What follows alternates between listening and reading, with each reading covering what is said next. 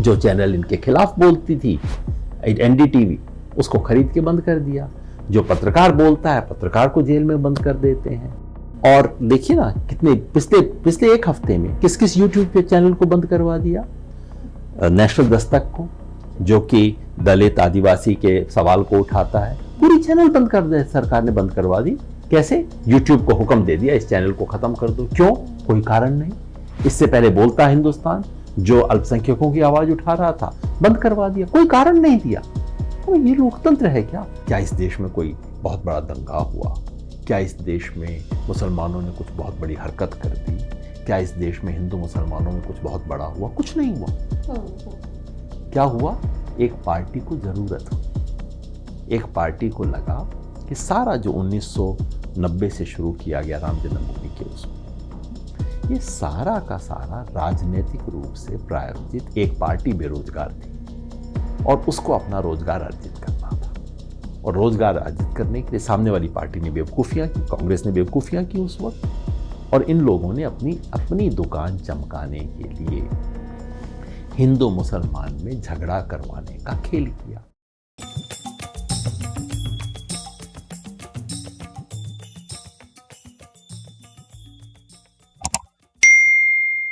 नमस्कार, मैं कविता बुंदेलखंडी हूँ, खबर लहरिया की एडिटर इन चीफ। और आज मैं बैठी हूँ योगेंद्र जी के सामने और आपका मैं बहुत बहुत स्वागत करती हूँ खबर लहरिया के चैनल पर। आप इतने विशेषज्ञ हैं हर मुद्दे पर, और लोकसभा चुनाव भी है और उसको लेकर के हम जानना चाहते हैं कि ये जो लोकसभा चुनाव है 2024 का, उससे आप किस तरह की उम्मीद रखते हैं? सबसे बड़ी उम्मीद तो यही रखते हैं भाई कि इस देश में लोकतंत्र बचा रहे। खबर लहरिया खुद काफ़ी एक प्रसिद्ध चैनल है एक मायने में, आपकी खबरें और जिस बात का प्रतिनिधित्व खबर लहरिया करता है, यानी कि ज़मीन की आवाज़ खुले तौर पे अभिव्यक्त होकर जनता के बीच में जाए, आज हमारे देश में उसी पे पहरा है। आज हमारे देश में अभिव्यक्ति की आज़ादी को धीरे धीरे धीरे धीरे बंद किया जा रहा है। और आप जिस दिन भी कहेंगे वो कहेंगे नहीं नहीं पूरा बंद थोड़ी हुआ, देखिए ना खबर लहरिया चल रहा है, देखिए ना ये चीज़ चल रही है, वो चल रही है, दिखाएंगे। लेकिन आज सबसे बड़ा सवाल जो देश में है वो ये कि जो न्यूनतम परिपाटी पिछले 17 चुनाव में इस देश में रही है, यानी कि एक फ्री एंड फेयर इलेक्शन, माने जनता जिसको चाहे अपनी पसंद से वोट देती है, जिसको चाहे कान से पकड़ के उतार दिया, जिसको चाहे बना दिया मुख्यमंत्री, अच्छा किया गलत किया कुछ भी किया, जनता ने अपने मन से फैसला किया। आज वो हो पाएगा या नहीं, उस पर प्रश्न चिन्ह है। प्रश्न चिन्ह इसलिए है कि सारा अजीब सा मैच हो रहा है ना। अब बताइए, कोई फुटबॉल का मैच हो रहा है और मैच से 2 घंटा पहले कोई कहे हमने रेफरी बदल दिए। अच्छा, कितने बदल दिए? 3 में से 2 रेफरी बदल दिए। अच्छा, किसने बदले? वो जो टीम मैच कर रही है ना, उस टीम के कैप्टन ने रेफरी बदल दिया। हाँ भैया, क्या खेल हो रहा है, ये क्या कर रहे हो? फिर आपको बताया जाए कि वही नहीं, हमने सामने वाली टीम की जो राशन मिल रहा था ना, राशन पानी, वो भी जरा काट दिया है। ये कांग्रेस का अकाउंट फ्रीज कर दिया है, दूसरी पार्टियों के अकाउंट फ्रीज कर रहे हैं, 2 इलेक्शन कमिश्नर बदल दिए हैं। और फिर बात बनी नहीं तो आपको बताया जाएगा वो सामने वाली टीम का जो कैप्टन था ना, दूसरी टीम का, उस कैप्टन को हमने ग्राउंड से बाहर निकाल दिया है। अरविंद केजरीवाल को, हेमंत सोरेन को जेल में कर दिया है। तो ये कोई इलेक्शन जैसा इलेक्शन थोड़ी है। आप कहेंगे ना भैया मैच हो रहा है कि क्या हो रहा है। तो मेरी सबसे बड़ी उम्मीद तो ये है कि किसी तरह से देश, ये जो विचित्र मैच हो रहा है, इस मैच में अंततः जनता, जो दर्शक जो बैठे हैं, किसी तरह से एक जो न्यूनतम मर्यादा इस देश की है फ्री एंड फेयर इलेक्शन की, वो हो जाए। जो जीते, कम से कम इस देश में इतना तो बचे कि चुनाव जनता की मर्जी से होंगे, जिसे जनता वोट डालेगी वो जीतेगी, और जिसके मन में जो विचार हो अपने विचारों को अभिव्यक्त करेंगे। आज इन सब पे प्रश्न लगा हुआ है, मीडिया की आज़ादी पे प्रश्न लगा हुआ है। जो चैनल इनके खिलाफ बोलती थी एनडीटीवी, उसको खरीद के बंद कर दिया। जो पत्रकार बोलता है, पत्रकार को जेल में बंद कर देते हैं। और देखिए ना, कितने पिछले एक हफ्ते में किस किस यूट्यूब पे चैनल को बंद करवा दिया। नेशनल दस्तक को, जो कि दलित आदिवासी के सवाल को उठाता है, पूरी चैनल बंद कर दे, सरकार ने बंद करवा दी। कैसे? यूट्यूब को हुक्म दे दिया इस चैनल को खत्म कर दो। क्यों? कोई कारण नहीं। इससे पहले बोलता हिंदुस्तान जो अल्पसंख्यकों की आवाज उठा रहा था, बंद करवा दिया, कोई कारण नहीं दिया।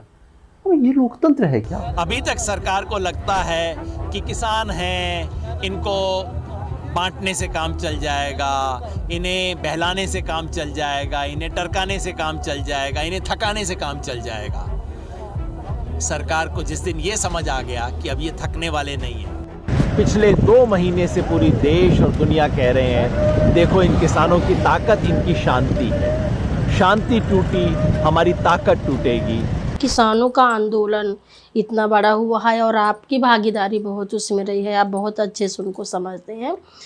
इस लोकसभा चुनाव के जो परिणाम आएंगे उसमें किस तरह का प्रभाव पड़ने वाला है? किसान का सवाल इस देश में पिछले 5 साल में, आपने सही कहा, सबसे बड़ा सवाल के रूप में उभरा है, जो कि किसान इस देश का परेशान है। आमद, खर्च, आपद, कर्ज, इन 4 में किसान की कहानी है। आमद बढ़ नहीं रही, खर्च बढ़ रहा है, आपदा आती है, कर्ज बढ़ता जाता है। किसान क्या करे? और किसान सरकार से, पार्टियों से न्यूनतम मांग कर रहे हैं कि भाई हमें आपका दान नहीं चाहिए, हमें दाम चाहिए। अपनी फसल का पूरा दाम हमें दो, गारंटी से दो, ताकि हमें हाथ ना जोड़ने पड़े आपके सामने। अब वो कोई सरकार करने को तैयार नहीं है। किसान जो आंदोलन था वो 3 काले कानूनों के खिलाफ था, लेकिन वो तो एक मुसीबत थी जो चलो किसानों ने हल्ला किया, टल गई। लेकिन मिला क्या? किसान तो वहीं खड़ा है। मुसीबत टल गई लेकिन वो तो वहीं खड़ा है ना। तो अब वो किसान कहता है कि भाई मुझे अपने फसल के दाम की कानूनी गारंटी दो। बीजेपी वो देने को तैयार नहीं है। मगर एक देखिए बदलाव हुआ है। अब कांग्रेस ने और लेफ्ट पार्टियों ने अपने मैनिफेस्टो में लिख दिया है कि हम किसान को फसल के पूरे दाम की, यानी कि स्वामीनाथन कमीशन के फॉर्मूले के हिसाब से पूरे दाम की गारंटी देंगे। कांग्रेस के कहने से मिल नहीं जाएगा, लेकिन इसका मतलब है कि देश में दबाव बन रहा है, देश में माहौल बन रहा है, किसान अपनी बात मनवाने की दिशा में अग्रसर है। पर जो विधानसभा चुनाव था उसमें तो इसका ज़्यादा असर देखने को नहीं मिलता, तो आपको लगता है कि लोकसभा चुनाव में इसका असर होगा या कुछ? देखिए, किसान की बात रातों रात नहीं मानी जाती। किसान को और देश का जो भी हाशिए का समुदाय है ना, उसे अपनी बात के लिए 4 बार संघर्ष करना पड़ता है। पहली बार अपनी बात को सुनवाने के लिए, दूसरी बार सुनवाई जब हो जाती है तो अपनी सुनी हुई बात को मनवाने के लिए, फिर जब मान ली जाती है तो मानी हुई बात को लिखवाने के लिए, और फिर लिखित बात को मनवाने के लिए चौथी बार, लागू करवाने के लिए चौथी बार करना पड़ता है। तो अभी तो किसान को लंबा संघर्ष करना पड़ेगा, लेकिन कम से कम अब मामला लिखित पे आ गया है, इसलिए धीरे धीरे होगा। लेकिन मुझे विश्वास है कि किसान अपनी बात को मनवाने में समर्थ होंगे। ग्रामीण भारत की आवाज़ जो है वो सामान्यतः तो सुनी नहीं जाती है ना। चुनाव एक मौका है। बाकी सब चीज़ों में शहरी, ऊंचे लोग, जब अपने आप को ऊंची जाति कहते हैं वो लोग, उच्च वर्ग के लोग, हर चीज़ में इस देश में काबिज हैं, सेट होके बैठे। चुनाव सिर्फ एक चीज़ है जिसमें कार वालों के, कोठी वालों के, एयर कंडीशन वालों के वोट से आप चुनाव नहीं जीत सकते। बाकी तो सब कुछ कर सकते हैं इस देश में। चुनाव जीतने के लिए उनके पास जाना पड़ता है, उनका वोट मांगना पड़ता है। इसलिए चुनाव ही वो एक मौका है जबकि इस आवाज़ को आप उठा सकते हैं। और देखिए इसमें कितना हल्ला होता है। आप बड़े बड़े इंडस्ट्रियलिस्ट को बड़े बड़े लड्डू खिला दीजिए, कुछ नहीं होता, सब आराम से हजम कर जाते हैं, मज़े से रहते हैं। और आप गरीब को, गांव के व्यक्ति को छोटी सी चीज़ पकड़ाइए, हाय हाय रेवड़ी, देश डूब जाएगा, मर जाएगा, क्या हो जाएगा, ऐसा मानसिकता बना रखिए। लेकिन यही एक समय है जबकि वो अपनी आवाज़ उठा सकते हैं, जब अपनी बात मनवा सकते हैं, जब इनका कान मरोड़ सकते हैं। और मैं तो समझता हूँ चुनाव का पूरा इस्तेमाल करना चाहिए इस चीज़ के लिए। अभी मैं घूम रहा था, पिछले 5 दिन से मैं बाहर गांव-गांव घूम रहा था। 5 दिन में और कुछ नहीं किया, किसी को बताया नहीं, 2-3 साथियों के साथ बस चुपचाप से कहीं किसी गांव में चले गए, लोगों से बात की। इतना दुख दर्द है लोगों के मन में, है ना। बाकी तो सारी स्टोरी बना रखी है। पहले इंडिया शाइनिंग बोला करते थे, आजकल न्यू इंडिया बोला करते थे कि भारत ये हो गया, वो हो गया। अरे भाई, गांव में आके देख लो भारत क्या हो गया, क्या स्थिति है आज भी, है ना। तो वहाँ आज भी मतलब लोग ठीक से कपड़े नहीं पहन पा रहे हैं, ठीक से मतलब लोग अभी भी कहते हैं कि ये राशन 8-10 दिन में ख़त्म हो जाता है, उसके बाद कैसे घर चलाएं पता नहीं। राजस्थान में कांग्रेस सरकार ने 8 रुपए की थाली की एक योजना बनाई थी गांव में। कल मैं चेक कर रहा था, गांव में जाके खा रहा था, चेक कर रहा था कितने लोग आते हैं। बताया जी कि गांव से 50-60 लोग आ जाते हैं। मैंने कहा गांव के लोग होटल में आके खाना खाते हैं? कहते नहीं, 8 रुपए का खाना मिलता है और इतने लोगों को मुफीद है कि 8 रुपए में खाना मिल जाएगा। ये आज इस देश की स्थिति है कि 8 रुपए का खाना खाने के लिए जनता लाइन लगा के आती है। अभी भारत जोड़ो न्याय यात्रा के दौरान बुंदेलखंड के कुछ लोग हमें मिलने आए। आप तो बुंदेलखंड के हैं, उनसे वहाँ के कई गांव में दलित महिला को जब गांव के बीच से गुजरती हैं चप्पल हाथ में लेनी पड़ती है, चप्पल लेके नहीं चलती। हमने स्टोरी किया सर उन गांव में, हमने तो हम उस मुद्दे को तो बहुत अच्छे से समझते हैं जी। तो अब बताइए, जिस देश में ये स्थिति हो वहाँ चुनाव हो जाए, वोट इनका ले लिया जाए, तो सारा खेल क्या होता है कि चुनाव में इनका वोट तो ले लो, इनकी कोई बात ना मानो, इनका कोई काम ना करो। और उसका क्या तरीका है कि उसको कहो कि तुम ठाकुर हो, उसको कहो तुम ब्राह्मण हो, तुम ये हो, तुम हिंदू हो, तुम मुसलमान हो। तो ये सारा हिंदू मुसलमान का खेल इसलिए है ताकि कहीं वो हिंदू जो कि जिंदगी में जो मजदूर है, किसान है, गरीब है, वो ये ना पूछ ले कि तुमने रोजगार क्यों नहीं दिया। कोई पार्टी इस पे बोलती नहीं, रूलिंग पार्टी कह रही है सब कुछ बढ़िया है, देश बढ़िया है, और हर गांव में बच्चे बेरोजगार हैं। कैसे हो सकता है? सर जब भी कोई ऐसे राजनीतिक कुछ चीज़ें होती हैं या जब भी कोई जुलूस होता है, वहाँ तो सारे झंडी पतंगी के साथ सारे युवा ही दिखाई देते हैं मोटरसाइकिल में। हरिशंकर परसाई बहुत अच्छे लेखक थे हिंदी के। उन्होंने एक लेख लिखा था भीड़ पे। उन्होंने कहा था कि ये जो बेरोजगार नौजवान हैं ये एक भीड़ बन रहे हैं और ये भीड़ कुछ भी कर सकती है, किसी के भी पीछे लग सकती है, किसी भी हरकत में शामिल हो सकती है। ये खतरनाक भीड़ है। देखिए, जो बेरोजगार है वो खाली बैठा तो घर पे नहीं बैठेगा ना, कुछ करेगा। तो बता दीजिए, रामनवमी तो झूठी तलवार उठा के चल देगा, कभी किसी दंगा फसाद में इस्तेमाल होगा। ये सब अगर आप देश में रोजगार की न्यूनतम व्यवस्था नहीं करेंगे तो यही सब कुछ इस देश में होगा। हम लोकतांत्रिक राजनीति में मान लेते हैं कि भाई जिनकी संख्या बहुत ज़्यादा होगी वो लोग फैसला लेंगे। लोकतंत्र बहुमत का राज है। तो जो बहुमत में इस देश में कौन है? इस देश में बहुमत में गरीब लोग हैं। आज भी इस देश के 90% लोग 25,000 रुपये महीने का नहीं कमाते हैं, तो वो लोग तो इस देश में बहुमत में हैं। आज इस देश में बहुमत में कौन है? दलित, आदिवासी, अल्पसंख्यक और ओबीसी मिला के 75-80% इस देश का है। तो आप स्वाभाविक रूप से मानोगे भाई हाँ, इनका बहुमत है, इनकी बातें होंगी। ऐसा नहीं होता राजनीति में। राजनीति का सारा खेल ही ये है कि कैसे बहुमत का वोट लेकर बहुमत की बात को पर्दे में रख के बहुमत का वोट लिया जाए और बहुमत की बात, एक बहुसंख्यक समाज की बात लोकतांत्रिक राजनीति में स्थापित हो सके, इसके लिए विशेष किस्म की राजनीति करनी होगी। स्वाभाविक रूप से बिल्कुल नहीं होगा, क्योंकि स्वाभाविक रूप से जो गरीब है वो अपने जीवन के संघर्ष में शामिल है कि भैया सुबह उठते हैं, जाके काम करते हैं, दिहाड़ी करके आते हैं घर में, हमारे को सोचने का टाइम नहीं है। कौन करेगा? राजनीति का खेल वो खेलते हैं जिनके पास पैसा है, जिनके पास समय है, जिनके पास साधन है ना। तो फिर वो जो गरीब गुरबा है वो राजनीति का खेल कैसे खेलेगा? उसकी बात कैसे सुनी जाएगी? सर ये है कि 2024 में जो लोकसभा के चुनाव हैं और उसमें जो भारत की राजनीति है उसके भविष्य को आप कैसे देखते हैं, और ख़ासकर जो किसानों के मुद्दे हैं उसको समग्र रूप में जो देश का लोकतंत्र है उसको आप कैसे उसका संतुलन देखते हैं और कैसे आगे जाएगा, उस पर आपके क्या विचार और समझ है? अगर देखिए, किसान अगर हिंदू मुसलमान हो गया या किसान अपनी जात बिरादरी के खेल में शामिल हो गया चुनाव के वक्त यदि वो यादव, कुर्मी और वो हो जाता है जाट, तो फिर बाकी 5 साल कोई क्यों पूछेगा उनको भाई? उनका दुख तकलीफ क्यों सुनेगा? अगर आप वोट देते समय कहते हैं कि मैं किसान हूं, किसान की तरह वोट दूंगा, बाकी सब मुझे ना यादव दिखता ना मुझे कुर्मी दिखता, मैं तो किसान की तरह वोट दूंगा, तो सारी पार्टियां लाइन लगा के किसान की बात को सुनेंगी। और अगर वोट देते टाइम अगर यादव कुर्मी है, फिर वो आपकी 5 साल क्यों सुनेंगे बात आपकी? रो, करो धरना अपना, करो धक्का। इसलिए अगर ये हिंदू मुसलमान में बांटने का प्रयास सफल होता है, जो कि दुर्भाग्यवश इस देश में काफ़ी समय से चला है, तो इससे जाहिर है बाकी सब मुद्दे दबेंगे।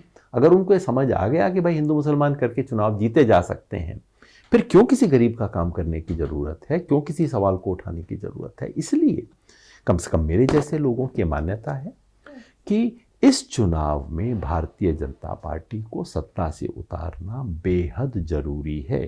पर ये संभव कैसे, जहाँ पर इतना बुरी तरह से जकड़ गए हैं ग्रामीण इलाकों में? जैसे भी एक सवाल हुआ, लोग कहते हैं कि नून रोटी खाएंगे लेकिन मोदी को जिताएंगे, जहाँ पर इतनी जमीनी पकड़ हो गई है। ये नारे बीजेपी की कार्यकर्ता चलाते तो हैं, अब गांव में नहीं चल रहा। मैं कल राजस्थान में था, गांव में किसी पूछा, कहा जी देखो मोदी जी के खिलाफ नहीं है अभी भी लोग, ऐसा नहीं है कि मोदी जी अलोकप्रिय हो गए। उसने बड़ी सुंदर बात की, उसने कहा भाई साहब देखो, हर चीज़ की एक मियाद होती है। जैसे कोरोना था, अपने आप चला गया ना, वैसे ही मोदी जी का जादू है, ये भी अब जा रहा है, अपने आप जा रहा है। ऐसा नहीं कि कोई दूसरा नेता आ गया हो जो बहुत बड़ा है और मोदी जी से बड़ा हो गया हो, लेकिन वो जो जादू था ना, जिसमें कुछ नहीं दिख रहा था, नून रोटी खाएंगे, मतलब सब कुछ, भाई ठीक है, अगर नून रोटी खाएंगे और वो करेंगे तो खाओ नून रोटी, फिर क्यों शिकायत कर रहे हो, खाओ ना। वो नहीं रहा। कुछ समय तक ये चलता है, उसके बाद अपने आप उतरता है, और ये जो उफान था अब उतर रहा है। देखिए प्राण प्रतिष्ठा के नाम पे क्या क्या नाटक किए, सब इस देश की संवैधानिक मर्यादा को ताक पे रख दिया, सब तरह का झूठ बोला। प्रधानमंत्री का क्या काम है वहाँ जाने का? आप मंदिर बनाते हैं, खुशी से बनाइए, हर किसी को अधिकार है अपना मंदिर, मस्जिद, गुरुद्वारा बनाने का, आप उसका उद्घाटन कीजिए। इस देश के प्रधानमंत्री का क्या काम है उसके अंदर? जाइए नरेंद्र मोदी की तरह एक व्यक्ति की हैसियत से जाइए, चुपचाप से लाइन में खड़े होइए। और अगर पद के हिसाब से जाना था तो फिर मेरे देश की राष्ट्रपति वहां क्यों नहीं है? सबसे बड़ी महिला इस देश की, वो क्यों नहीं है वहां पे? तो ये नाटक इन्होंने कर लिया, पूरे देश को इसके अंदर करके, बिल्कुल शुद्ध राजनीतिक खेल। चुनाव से 3 महीना पहले, जिसका ना कोई लक्षण था, जिसका ना कोई मुहूर्त था, जबरदस्ती करवाया ताकि चुनाव में फायदा हो सके, इसका और कोई नहीं था, केवल राजनीतिक प्रपंच था। मगर फिर भी कोई गांव में अपने आप चर्चा नहीं करता। 5 दिन में 500 लोगों से हमने बात की होगी, सब लोगों ने मिलकर, और एक भी व्यक्ति ने अपनी तरफ से चला के प्राण प्रतिष्ठा की बात नहीं की, अयोध्या की बात नहीं की। पूछोगे तो लोग कहते हैं हाँ जी हो गया, अच्छा हो गया। कल एक यंग लड़के से मैं पूछ रहा था, हिंदू था, मीणा समुदाय का था, आदिवासी समुदाय का। उसने कहा देखो ये अजीब बात है, जनता इस देश की मंदिरों में जा रही है और जिन्हें मंदिर में होना चाहिए वो संसद में आ रहे हैं। क्या हो रहा है इस देश में? अच्छा वो 12वीं पास लड़का था, कोई ऐसा नहीं कि कोई प्रोफेसर बोल रहा हो ये बात। तो ये जनता को पता लग जाता है। ये जो मुहावरे हैं ये बीजेपी चलाने की कोशिश कर रही है कि भाई पेट्रोल 1000 रुपए भी हो जाए कोई फर्क नहीं हमें पड़ता। अरे फर्क पड़ता है, 4 दिन हो जाएंगे ना, सबको अकल आनी शुरू हो जाती है। तो ये जो बुखार था, ये जो उफान था, ये धीरे धीरे उतर रहा है। लोगों को रोटी दाल के सवाल समझ आ रहे हैं, और जैसे जैसे वो सवाल आएंगे लोग जवाब मांगेंगे। और सच बात ये है कि इनके पास जवाब देने का नहीं है। बाप बताइए, 10 साल हो गए इनको राज करते हुए। 10 साल के बाद किसी को क्या करना चाहिए? कहना चाहिए कि भाई 10 साल में हमने ये काम किया, ये काम किया, ये काम किया, मुझे तीसरी बार दोबारा लेके आइए। बिल्कुल उनका हक है कहने का। क्या कहते हैं? इस 10 साल पहले जो सरकार थी उस सरकार ने ये नहीं किया, ये नहीं किया। अरे भाई तुम तो 10 साल से हो, तुम अपना तो रिपोर्ट कार्ड दो। 10 साल पुरानी सरकार का रिपोर्ट कार्ड देते हैं, और बजाय ये बताने के कि मैंने बेरोजगारी पे ये किया, महंगाई पे ये किया, कहते हैं मंदिर का ये हुआ। अरे ये तुम्हारा काम है क्या? क्या तुम्हारे कहने से मंदिर बना है क्या? वैसे कहते हो सुप्रीम कोर्ट के फैसले से मंदिर बना है, तो क्या मोदी जी ने सुप्रीम कोर्ट का फैसला दिलवाया था क्या? मतलब इस तरह की बात करना, 10 साल राज करने के बाद अगर आपको मंदिर के नाम पे वोट मांगना पड़े, इसका मतलब है आपने 10 साल में कोई काम नहीं किया है। तो ये सब सवाल हैं, ये आएंगे, जितना मर्जी दबाने की कोशिश करें वो सवाल आएंगे। और ये 400 पार, ये सारी जो बातें हैं ना, 420 का खेल है। और ये सिर्फ ये खेल है कि ऐसा माहौल बना दो कि मैच शुरू होने से पहले ही सामने वाली टीम भाग जाए मैदान से। खेल सारा ये है, ऐसा बवंडर खड़ा कर दो, 400 पार 400 पार 400 पार। मीडिया वाले बिल्कुल सब अखबार चला रहे हैं उस चीज़ को। प्रधानमंत्री ने लोकसभा में कह दिया 400 पार। अरे भाई 500 क्यों नहीं बोला? उन्होंने 500 भी बोल सकते थे, है ना? कि क्या दिक्कत है? कहना चाहिए। राहुल गांधी को भी कहना चाहिए 500 सीट जीतेंगे। भाई क्या हो गया? सारी मीडिया इसके ऊपर बहस पे लगा हुआ है, 400 पार 400 पार।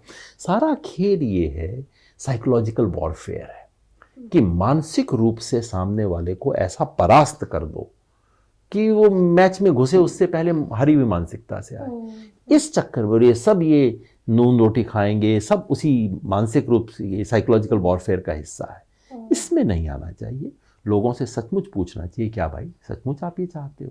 पूछिए, नहीं मिलेगा ये जवाब। कई महीनों से और पिछले साल से ही चल रहा है कि बहुत सारे विपक्षी दलों के नेता जेल में हैं और उनमें से केजरीवाल हैं ही, आप तो जानते ही हैं। इससे लोकतंत्र की प्रक्रिया में किस तरह से प्रभाव पड़ रहा है और खास करके विपक्ष इतना कमज़ोर क्यों है इन सब चीज़ों में? कुछ कमज़ोर है, कुछ कमज़ोर कर दिया गया है। अब देखिए, शुरू कहाँ से हुआ? हेमंत सोरेन से।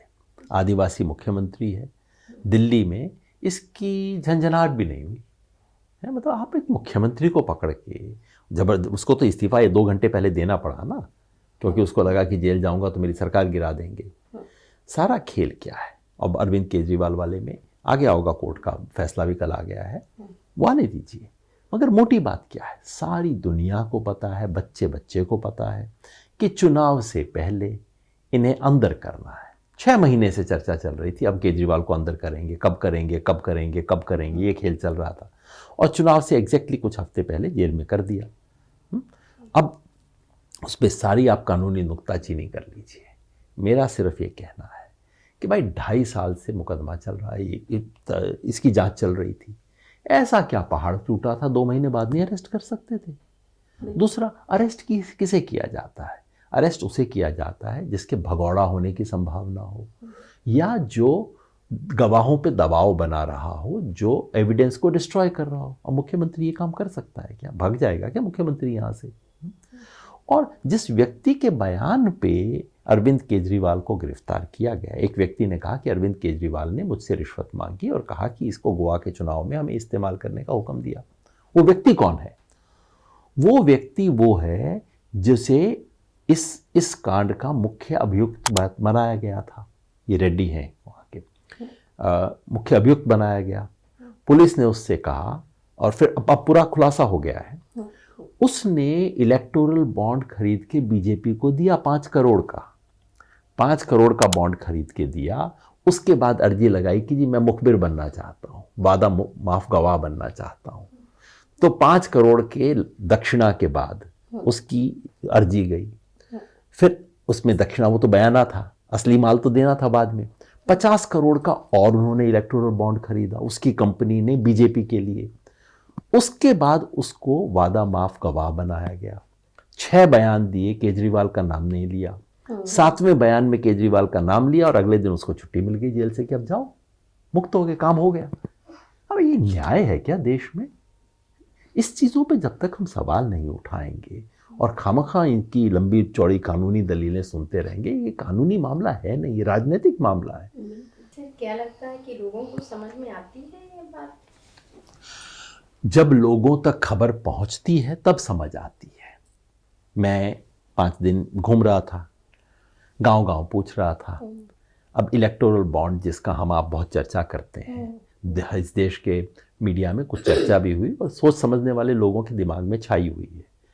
10% लोगों को भी पता नहीं है इलेक्टोरल बॉन्ड के बारे में। वही मैं पूछने वाली थी। किसी को पता नहीं। गाँव मतलब जो कांग्रेस का वर्कर है उसको नहीं पता, जो मोदी का धुर विरोधी है उसको नहीं पता इलेक्टोरल बॉन्ड के बारे में। अब पता नहीं होगा तो बेचारा कैसे ओपिनियन बनाएगा?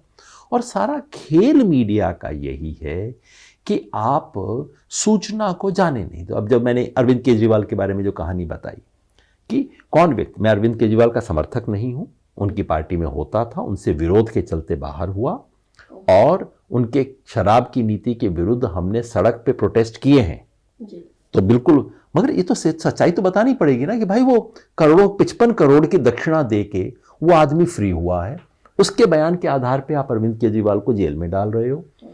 ये खबर नहीं पहुंची है किसी तक। वे ये है कि अरविंद केजरीवाल को गिरफ्तार कर लिया, लेकिन ये 55 करोड़ की दक्षिणा का मामला नहीं पहुंचा है। लेकिन सबको पता है कि अरविंद केजरीवाल ने अपने घर में कैसे पर्दे लगवाए, कैसे कूलर लगवाए, क्या करवाया, जो गलत काम किया। लेकिन वो आधी स्टोरी पता है, बाकी आधी स्टोरी किसी को पता नहीं है।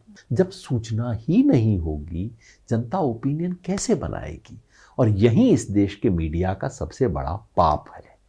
आज जो इस देश की मुख्य धारा का मीडिया जो भूमिका अदा कर रहा है, सब लोगों को शर्म से सर झुकाना पड़ेगा। आज से 20-30 साल जब भी चर्चा होगी, शर्म से सर झुकेगा लोगों का। जैसा इमरजेंसी के दौरान जो लोग जजेस हुआ करते थे, उनकी जो भूमिका थी, आज सब दाएं बाएं देखते हैं जब इमरजेंसी की बात होती है।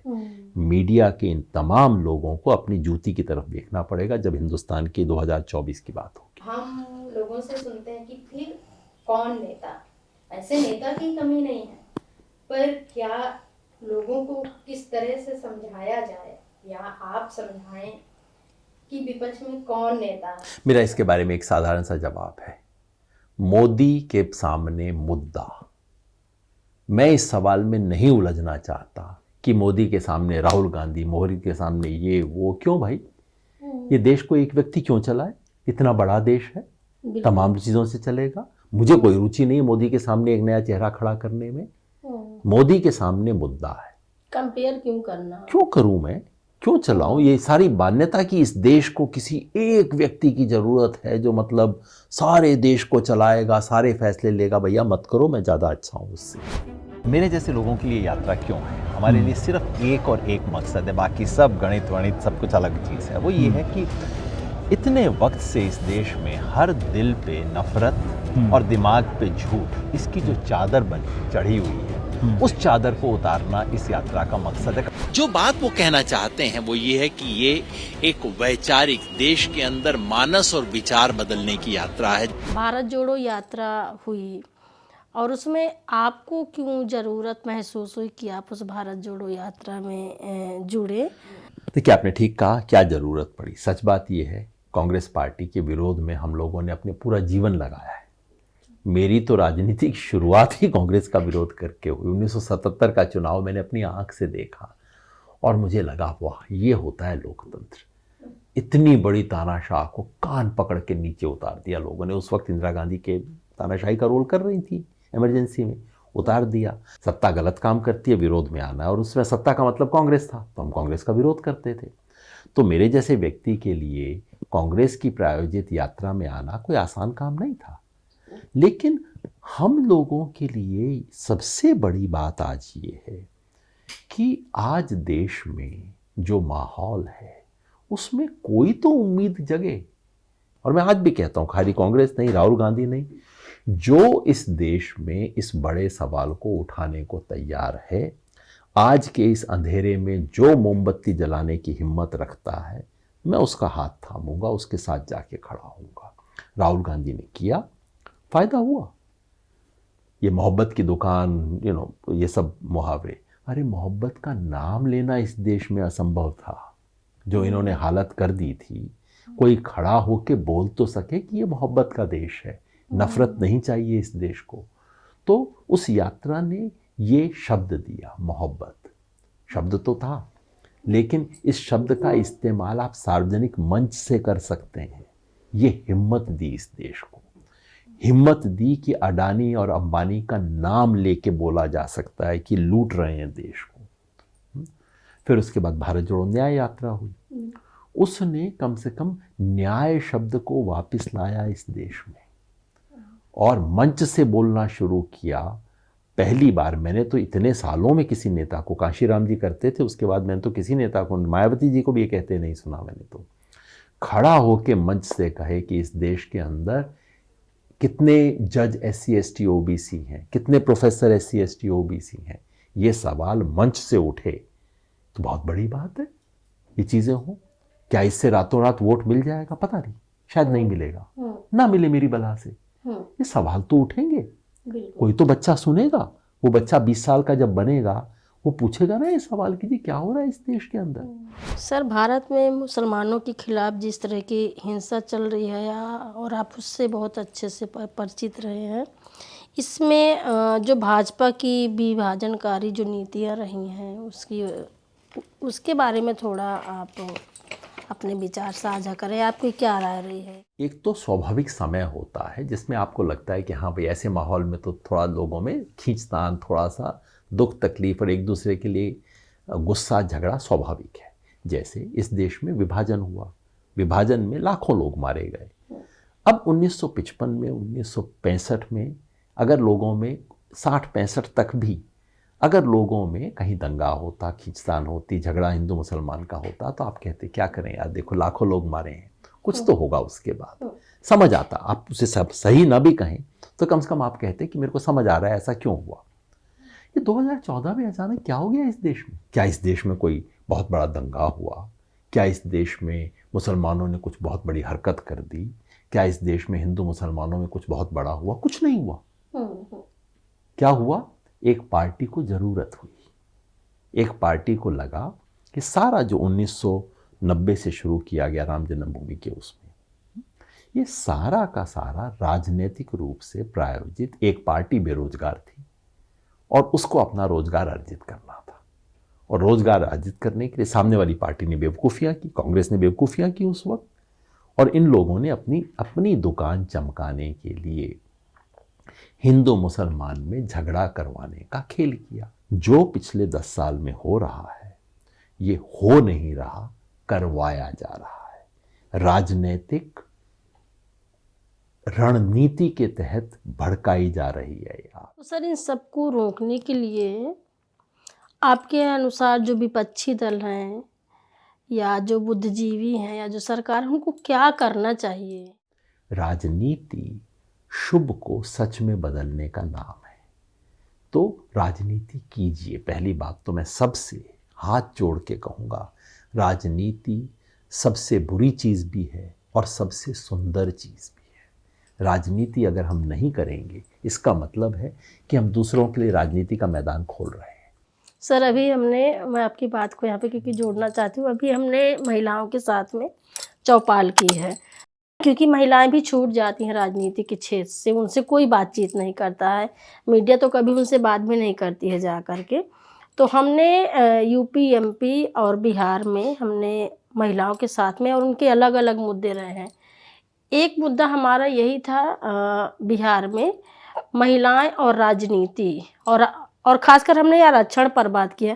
जो दलित महिलाएं हैं, जो ग्रामीण महिलाएं, वो चुनाव लड़ना चाहती हैं, उनकी बहुत अच्छी समझ है, लेकिन यहाँ पर पैसे का खेल होता है। उनके पास पैसे नहीं है, कहाँ से प्रचार प्रसार करेंगे, कहाँ से सब चीज़ें करेंगे? तो आप उसके बारे में आपका क्या समझ रही है? ये सब बहुत बड़े सवाल हैं, बिल्कुल आप ठीक कह रही हैं। देखिए, अब वो ज़माने ख़त्म हो गए जब औरतें बोलती नहीं थी। अब मैं गांव-गांव जाता हूँ, गांव में हमारे इलाके में घूंघट निकालने की थोड़ी परंपरा है।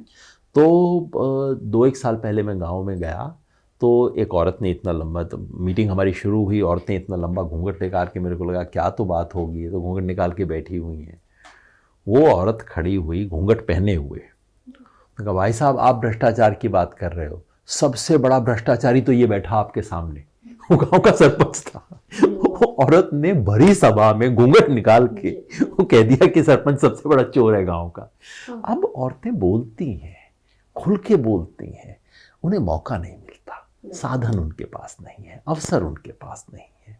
और अब उसका जिम्मेवारी औरत पे नहीं डाली जा सकती कि तू कहीं से संसाधन ला, कहाँ से लाएगी वो। हमें व्यवस्था बदलनी होगी ताकि कम संसाधन वाली औरत आ सके। थोड़ा व्यक्तिगत सवाल है कि आप अपने राजनीतिक और व्यक्तिगत जीवन का बैलेंस कैसे बनाते हैं? इतनी यात्राएं करते रहते हैं, इतना घूमते रहते हैं, आपको सुनती रहती हूँ हमेशा सोशल मीडिया पर। वैसे कोई महिला ये सवाल पूछ सकती है, क्योंकि पुरुष को तो ये ध्यान भी नहीं आता कि इन दो चीज़ों में बैलेंस की कोई ज़रूरत भी होती है। सच बात यह है कि मैं बैलेंस नहीं बना पाता, और सच बात यह है कि ख़ास तौर पे बच्चों के लिए, परिवार के लिए मैं न्याय नहीं कर पाया। मेरे मन में एक इसका दुख भी है। और हम सब लोगों की जिस तरह की परवरिश हुई थी, लगता था राजनीति, समाज, ये सब काम करना है। तो घर परिवार का काम जैसा बाकी घरों में होता है, मैंने कोशिश थोड़ी बहुत ज़रूर की, लेकिन अगर मेरी पत्नी का सहयोग नहीं हो तब तो बिल्कुल नहीं कर पाऊँ मैं। मेरा सौभाग्य है कि मेरी पत्नी इसमें न सिर्फ, एक तो होता है ना साथ में, भाई इसको पसंद है चलो इसको कर लेने दो, वैसा नहीं, उसको लगता है कि ये सही काम है और किसी को करना चाहिए। और वो कहती है कई बार कि देखो दोनों तो पॉलिटिक्स कर नहीं सकते, एक को ही करनी होगी तो तुम कर लो। मगर विचार से इस चीज़ से साथ हैं। और सच बात यह है कि वो कमा रही हैं, मैं बैठ के मतलब सिर्फ ये सामाजिक काम कर रहा हूँ। 10 साल से मैंने नौकरी छोड़ी हुई है। तो इस सब का तो एक तो मैं बहुत खुशकिस्मत हूँ पत्नी की दृष्टि से भी, और मेरी बहनें, परिवार सब सहयोग देता है, समर्थन देता है उस सब में। चुनाव से पहले मतदाताओं को, विशेष करके जो किसान हैं, ग्रामीण भारत है, उनको आप किस तरह का संदेश देना चाहते हैं? आज हमारे देश की बुनियाद पे हमला हो रहा है और उसे बचाने की जिम्मेवारी कोई भगवान कृष्ण नहीं आएंगे, आपको मुझे करना पड़ेगा। और वो करने का तरीका यही है, वो कहेंगे मोदी, आप कहना मुद्दा। वो कहेंगे हिंदू मुसलमान, आप कहना किसान और जवान। वो कहेंगे, डर दिखाएंगे मनी का, आप उनको सच दिखाना मणिपुर का। जब ये सब हम करना शुरू करेंगे तब इस देश में लोकतंत्र आएगा, देश बचेगा। आज ये चुनाव 2024 का, ये सिर्फ संसद का चुनाव नहीं है, इसे आप संविधान सभा का चुनाव समझिए, क्योंकि ये चुनाव गया तो संविधान हमारे हाथ से गया। उसे बचाने के लिए आज हमें लड़ना है। बाकी छोटी बातों को भूल जाइए, ये नाली, सड़क, पानी, बिजली सब होता रहेगा। संविधान बचा तो लड़ लेंगे हम। आज संविधान बचाने का चुनाव है और इसको सर्वोपरि मानते हुए आज इस देश में परिवर्तन हो, सांस लेने की जगह बने, उसके बाद लोकतंत्र जिंदा रहेगा। हम झगड़ लेंगे, आप और मैं एक दूसरे से झगड़ भी लेंगे, झगड़ने की ज़मीन तो बचे। आज वो बचाने का चुनाव है। इसलिए किसान को, जवान को, मजदूर को, दलित को, आदिवासी को, सबको एक ही चीज़ है कि आज जो इस देश पे राज कर रहे हैं वो इस देश को बेचने पर आमादा है। और इसलिए जो सैकड़ों साल से हाशिए पे खड़े हैं, उन्हें आके इस देश को बचाना है। खबर लहरिया, आपकी खबर, आपकी भाषा।